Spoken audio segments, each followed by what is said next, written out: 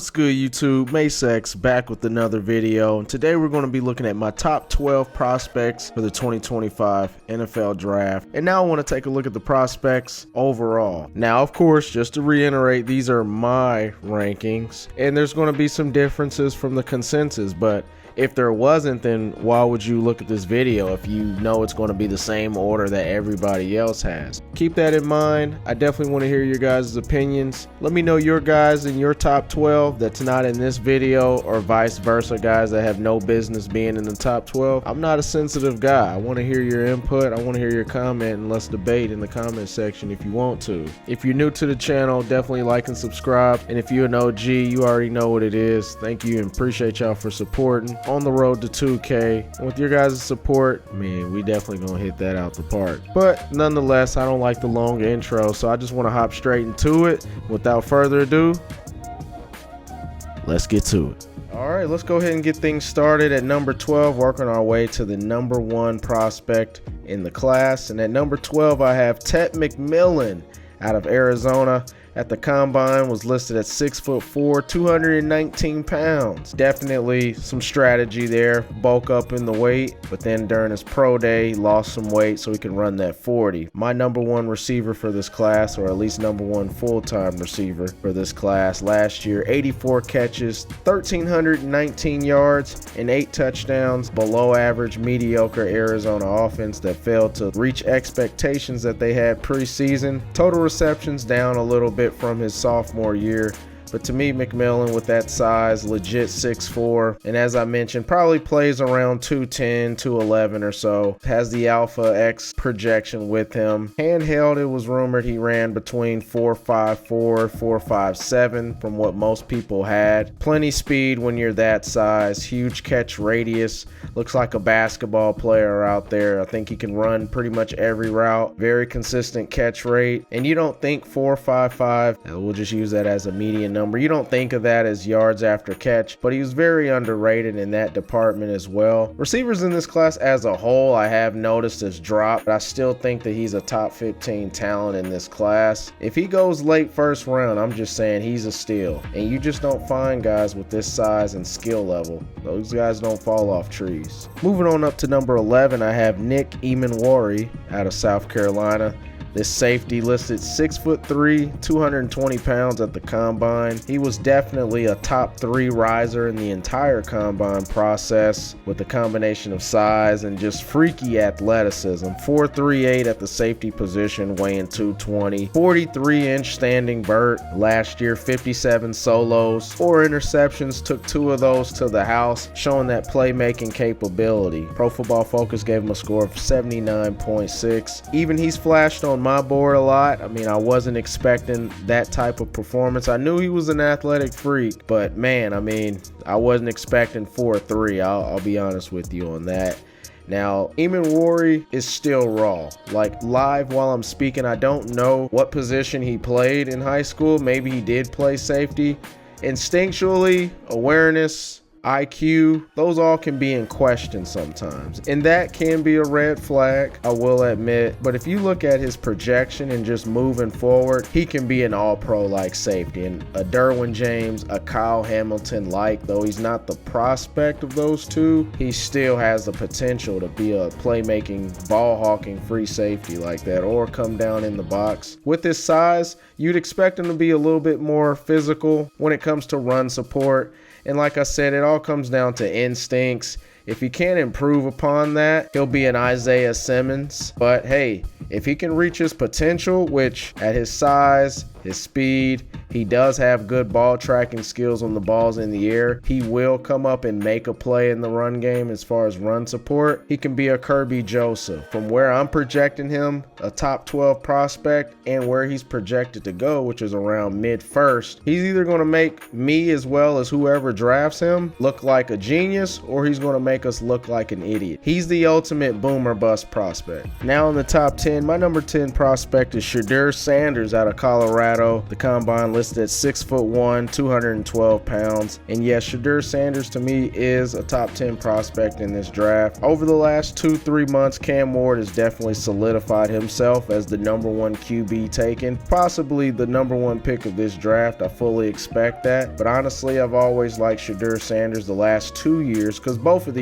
quarterbacks, Cam Ward and Shedeur Sanders, both considered the 2024 draft class, and obviously both decided to come back. Now, there's a lot of things that I like about Shedeur Sanders. I'm higher on him than it seems like the consensus is starting to unfold, but last year, over 4,000 yards passing, 37 touchdowns, 10 interceptions, had an elite score, 90.9 according to Pro Football Focus. Underwhelming offensive line, underwhelming run game. He didn't have a lot of the weapons that maybe some other quarterbacks were able to benefit off of. And to me, he turned a lot of lemons into lemonade. And this can be seen as a pro and a con, but he holds on to the ball because he wants to make the play. Now, that got him into a lot of trouble, especially with an inferior offensive line.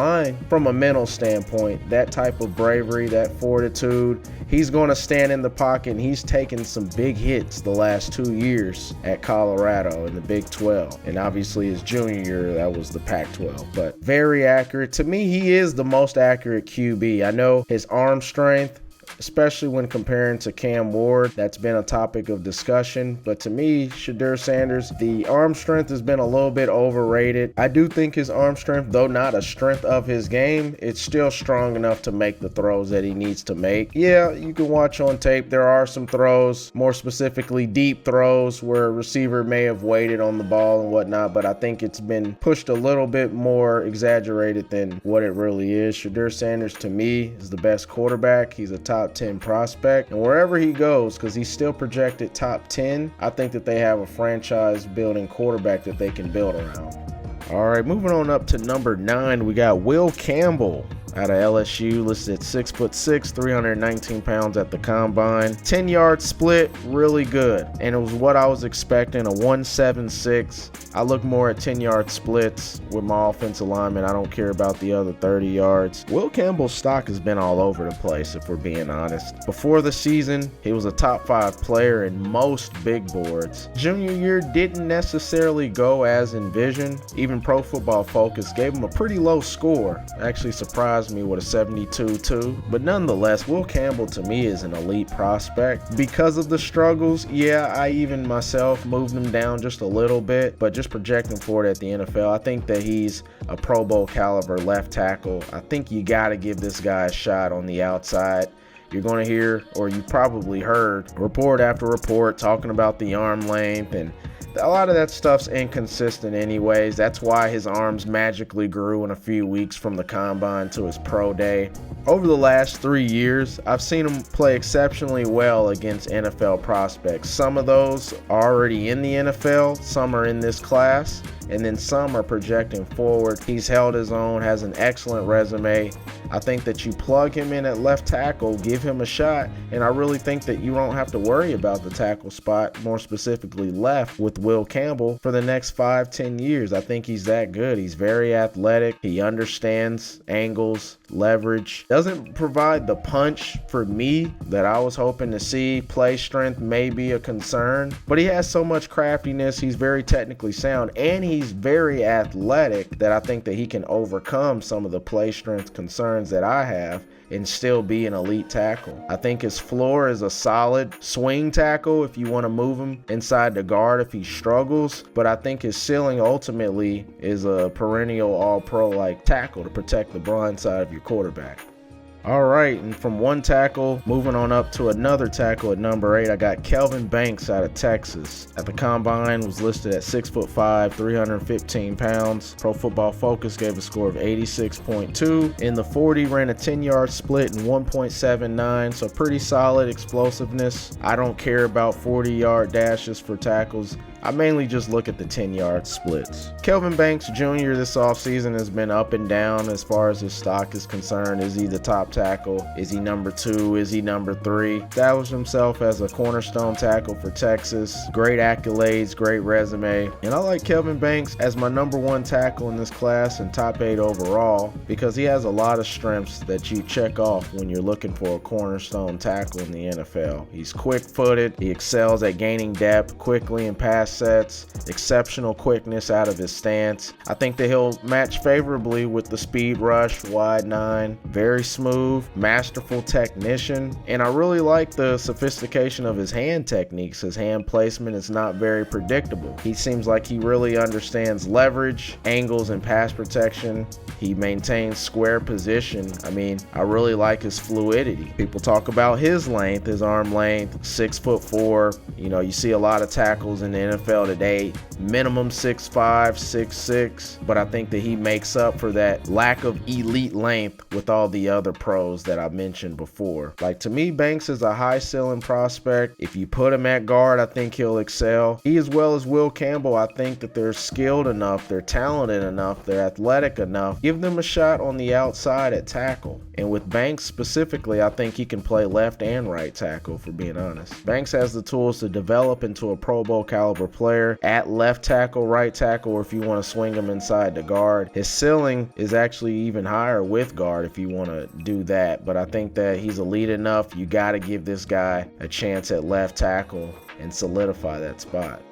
All right, at number 7, we got Walter Nolan out of Ole Miss, listed at 6'4", 296 pounds, coming off an excellent year, 26 solos, 6.5 sacks from the interior position. Pro Football Focus gave him a really good score, 88.9, and I'm a lot higher on Walter Nolan. I understand that than what you're going to see on big boards. I just really see elite written all over Walter Nolan. I'm just going to be honest with you guys. Like, he has enough size and athleticism that I think he honestly could put him all over the line. Nose, 3-tech, even in some packages you can put him on the outside on the edge. He has a very explosive first step that allows him to consistently beat offensive linemen into their set, and he dictates the initial engagement. I see him show up in the pass and the run. The lateral agility is very elite. He's the most laterally quick interior defensive lineman in the class. Very advanced processing skills to diagnose zone runs. He consistently maintains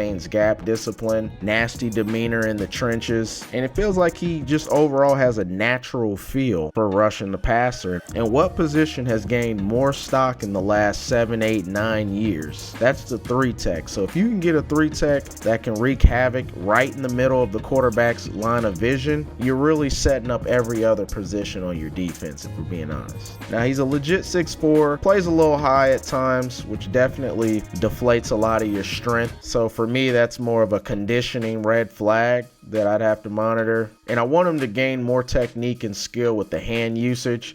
In college, he got away with just being way more athletic than the interior offensive lineman. He's not going to get away with that in the NFL. But the tape shows a defender ready to make an immediate impact and be a disruptive 3 technique when attacking the front. His ability to consistently win with leverage, violent hands, to me more than makes up for the size. Probably under 300 pounds. So some teams may have concerns about that, more specifically in the NFL run game. But I think that this standout shown steady progression throughout his career, a lot of hype coming out of high school, 5-star recruit. And I think that he's still getting better and better, and honestly projecting forward, I think his best football is still ahead of him. And that's why I personally have him a lot higher than you're going to see on other big boards. Don't be surprised if Nolan develops into one of the NFL's premier interior defensive linemen.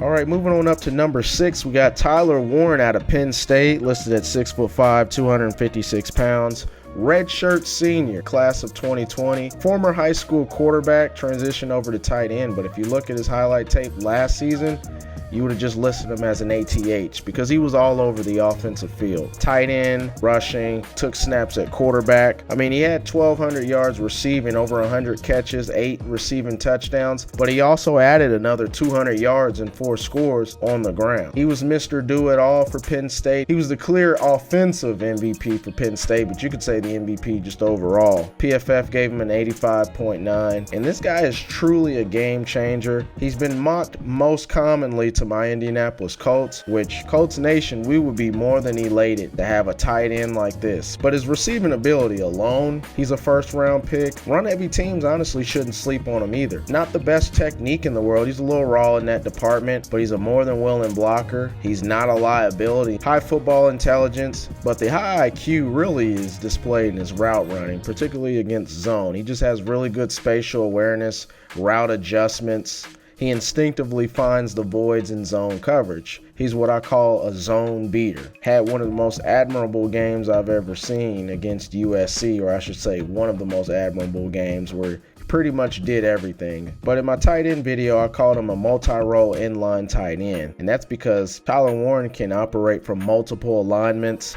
He works perfectly in 12 personnel. I think that a spread offense would be really good, or a West Coast offense he'd be really good at and maximize his ceiling. But when you combine talent and just an obvious passion for the game, which is what he plays with, combined with athleticism, all the positive traits, honestly, that's what separates him from not just other tight ends, but a lot of athletes in this class, period. The combination and the temperament of this guy, and that's why he's a top 6 prospect for the 2025 draft.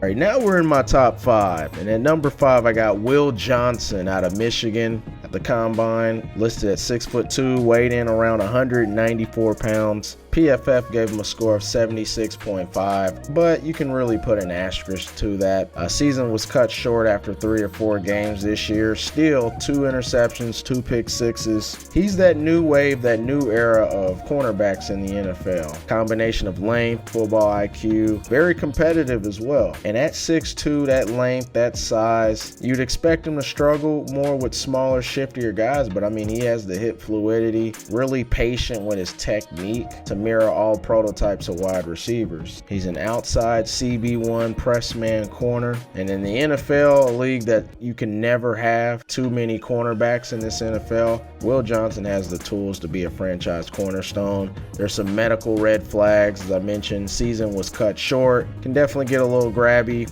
and in college you can get away with that. NFL a lot more strict, but that's cornerbacks transitioning to the NFL in general, to be honest. Technique with press could use a little bit more consistency, I'd say. But if Will Johnson played the full season this past year, I think he would have been a consensus top 5 player, to be honest. Very polarizing guy, but that's because he had a polarizing season with it being cut short. But 6'2" corners with this skill set and football IQ just don't grow around on trees. He's not the prospect of Patrick Surtain, but he's a prototype of Patrick Surtain. So if he can get anywhere and tap anywhere near his ceiling, he will be an elite cornerback for many, many years to come.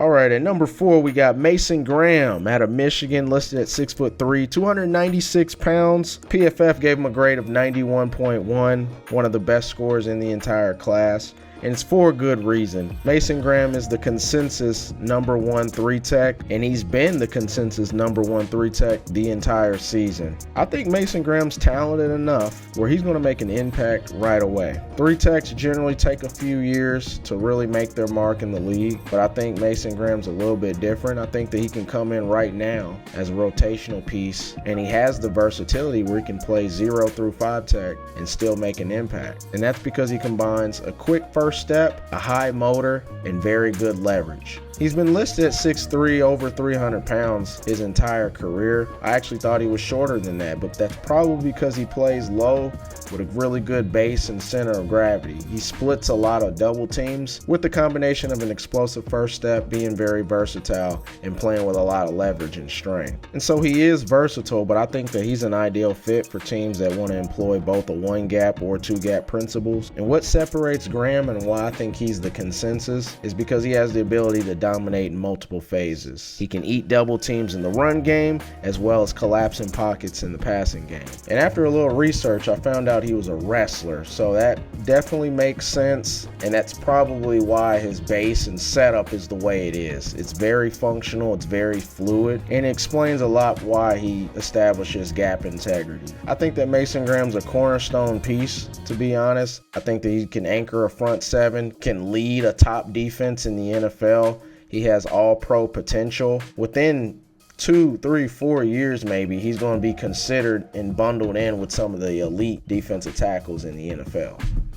All right, now we're in the top 3, and honestly, regardless of the order that you have it, most big boards are going to have the same 3 players. Starting at number 3 with Abdul Carter out of Penn State. 6'3", 250 pounds is what he was listed at. Last season dominated, 43 solos, 12 sacks, 2 forced fumbles. Had an elite year. PFF gave him an elite score of 91.3. And honestly, the top 3, I'm not going to go as in-depth because we've heard it a million times. These are as close to blue chip, can't miss prospects as you're going to get relative to this draft class. And Abdul Carter, he's a future All-Pro as a prospect. That's what you're projecting. That's what you're seeing. And I'll admit, if you have him at number 1, I wouldn't be mad at that either, especially when he has the comparisons to Micah Parsons. He has the comparisons to Von Miller. His combination of explosiveness, his bend is rare, so I definitely see the Von Miller comparisons. At 250, I think he'll be fine to be a 3-down player, and how quickly he's able to adjust out the gate. He may be more of a 3rd down pass rush specialist on obvious passing downs, but I think at his size now at 250, a little bit bigger than what I actually thought he was. I thought he was around 240. If that extra 10 pounds is legit, then I think there's no reason why he can't out the gate be a 3-down edge rusher. Now, what's unique about this guy, and also brings the comparisons to Parsons early in his NFL career, is that Abdul Carter was a stand-up linebacker majority of his Penn State career. He's a true junior, but he did a lot of stand-up. It was only pretty recently where they said, you know what, this guy has a unique skill set, let's put him on the edge. And this really unleashed Carter's natural abilities. Now, wherever he goes, if the defensive coordinator is smart, they're going to deploy him primarily as a wide 9 technique. That's going to allow him to simply pin his ears back and just go get the quarterback until he eventually develops the strength and the bulk that's needed to withstand a 17-game season. Now, though his athletic talent is off the chart, the production last year warrants a top 3 draft projection. And really the only knock that I see outside of just a lot of experience playing the edge is that he was sat down a lot. Sat down slang, I'm just saying he's been put on his behind a little bit more than what I was comfortable with. That could be a red flag at the NFL level, just the amount of times he was driven into the ground. But this is simple, don't overthink it. Abdul Carter is a top 3 prospect. And the moment you guys been waiting for, who's number 2? And that's none other than Ashton Jeanty out of Boise State. Ashton Jeanty listed at 5'8", 211 pounds. All-time, all NCAA historic season. Almost broke Barry Sanders' what we thought was untouchable rushing record. Over 2,600 yards and 29 rushing touchdowns. Touched the ball in the ground game 374 times. Never missed a game. Shows that durability. He's built like a tank and he can absorb all those touches. 7th in the nation with almost 7 yards per touch. First in all of college football in missed tackles forced with over 150, which is absolutely crazy. And then added another 23 catches in the air. Ashton Jeanty's the real deal. Like I mentioned, 23 catches, but when you're touching the ball 370 plus times on the ground and you're averaging 7 yards a touch, it's like, why throw the ball? Like, let's keep it real. The year before as a sophomore, over 40 catches. So he's shown that he can catch the ball out of the air. He's the ultimate modern day running back where he can run on the ground 15 to 20 times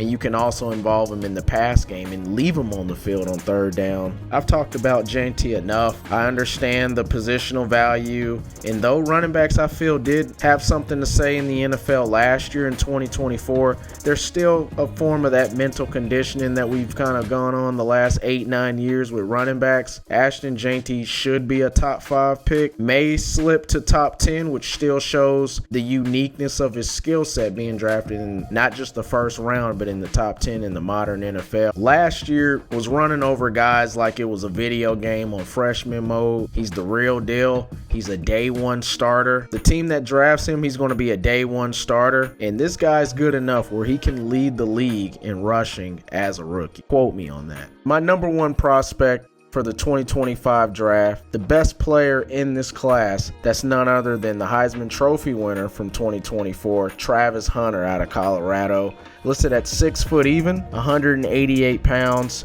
If you followed an ounce of college football or an ounce of the NFL draft process to this point, you know he plays on both sides of the ball. He's a unique prospect in itself, given that he is the only full-time starter on both sides of the ball in modern football, maybe the last 60 or 70 years. Yeah, there was Charles Woodson, Champ Bailey, Miles Jack. Travis Hunter, the man never got off the field by a long shot, led college football in total snaps played. The biggest debate here is not if he's going to go top 3, but what position is he going to play, or just how the team will utilize him. Will he be a primary wide receiver with some part-time corner, or will he be a primary corner with part-time receiver? Will an NFL team at some point, maybe after his rookie year, allow him to play both sides? The question is out, but we haven't asked these type of questions in modern football history. I mean, he was elite as a receiver, the number 1 option for Shedeur Sanders. 96 catches, 1,258 yards, and 15 receiving touchdowns. On the other side of the ball, 4 interceptions. Like, he was lining up against the best receiver, and then he was lining up against the other team's best cornerback. I honestly think that he can be a generational prospect at receiver, and I don't see why he can't play receiver and then keep it simple on defense in the beginning of his career. Obvious passing down situations.